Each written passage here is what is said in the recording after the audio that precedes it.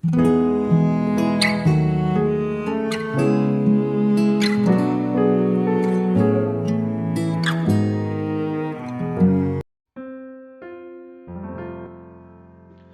salam, selamat pagi saudara yang dikasihi Tuhan Yesus.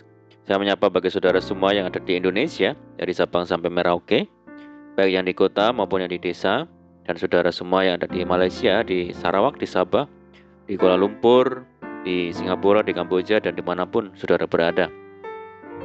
Saya percaya kita tetap berada di dalam kasih dan penyertaan Tuhan kita, Yesus Kristus.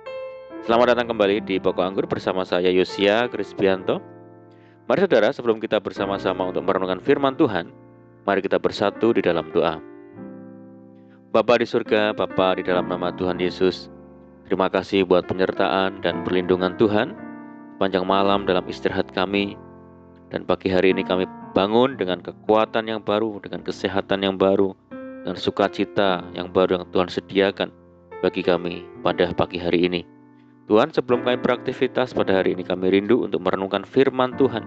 Mari ya Tuhan, terangi hati kami dengan firman-Mu, dan ajar kami Roh Kudus, agar kami mengerti dan memahami segala kehendak Tuhan bagi kami.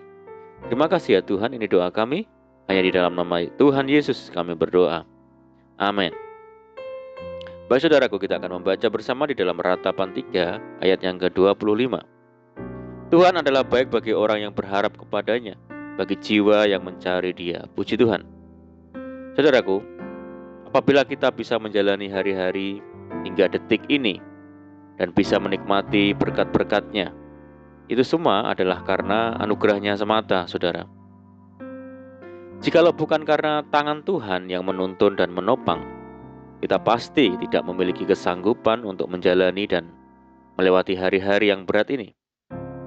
Karena itu, kita pun harus berkeyakinan bahwa di hari-hari yang akan datang, Tuhan pasti tetap menyertai dan terus melanjutkan perbuatan baiknya atas kita.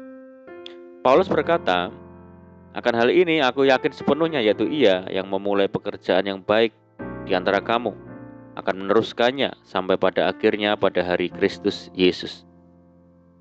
Tuhan Yesus sungguh baik dan sangat baik, sebab selalu memberikan yang terbaik kepada anak-anaknya. Bapa kita di dunia ini saja tidak akan pernah memberi batu kepada anaknya jika meminta roti, atau memberi ular jika ia meminta ikan. Jadi jika kamu yang jahat tahu memberi pemberian yang baik kepada anak-anakmu, apalagi Bapamu yang di surga, Ia akan memberikan yang baik kepada mereka yang meminta kepadanya. Bahkan Alkitab menegaskan bahwa berkat yang disediakan Tuhan bagi kita adalah berkat yang selalu baru setiap pagi, saudara. Bukan berkat yang sia-sia, apalagi yang basi. Tertulis, tak berkesudahan kasih setia Tuhan, tak habis-habisnya rahmat-Nya, selalu baru tiap pagi besar kesetiaan-Mu. Inilah janji Tuhan yang harus kita pegang seumur hidup kita, saudaraku. Kasih setia Tuhan tidak berkesudahan, dan rahmat-Nya pun tidak ada habisnya. Hal ini adalah bukti kasih dan anugerah Tuhan yang tak terbatas bagi kita. Saudara, mari kita berhenti untuk mengeluh dan bersungut-sungut, tetapi ucapkanlah syukur senantiasa atas segala sesuatu di dalam nama Tuhan kita, Yesus Kristus, kepada Allah dan Bapa kita. Sebab pertolongan dan berkat Tuhan pasti datang tepat pada waktunya. Jikalau Bapa kita di dunia pernah dan seringkali mengecewakan anaknya, tidak demikian dengan Bapa di surga, tidak pernah mengecewakan dan selalu memberi yang terbaik. Justru kitalah saudara yang seringkali mengecewakan Tuhan. Ada tertulis, sebab Engkaulah yang memberkati orang benar, ya Tuhan. Engkau memagari dia dengan anugerah-Mu seperti perisai. Saudaraku, sebelum kita memasuki hari baru ini, mari kita renungkan sejenak kebaikan dan kemurahan Tuhan di dalam hidup kita. Berapa kali Tuhan menolong kita? Berapa kali Tuhan menyembuhkan kita? Berapa kali kita jatuh, tetapi tangan Tuhan menopang kita? Berapa kali Tuhan menjawab doa-doa kita? Saudara, sampai kapanpun kita tidak akan sanggup menghitung kebaikan dan kesetiaan Tuhan yang terjadi di sepanjang perjalanan hidup kita.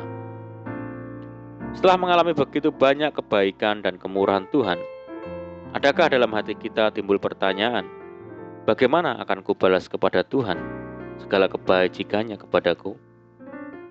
Cukupkah kita mengucap syukur kepada Tuhan lewat bibir atau ucapan saja, tanpa melakukan sesuatu sebagai wujud respon kita atas segala kebaikan Tuhan? Rasul Paulus menasihatkan, hendaklah kamu dalam hidupmu bersama menaruh pikiran dan perasaan yang terdapat juga di dalam Kristus Yesus. Apa yang ada di dalam pikiran Tuhan Yesus? Pikiran Tuhan Yesus dipenuhi oleh keinginan dan kerinduannya untuk senantiasa menyenangkan hati Bapa.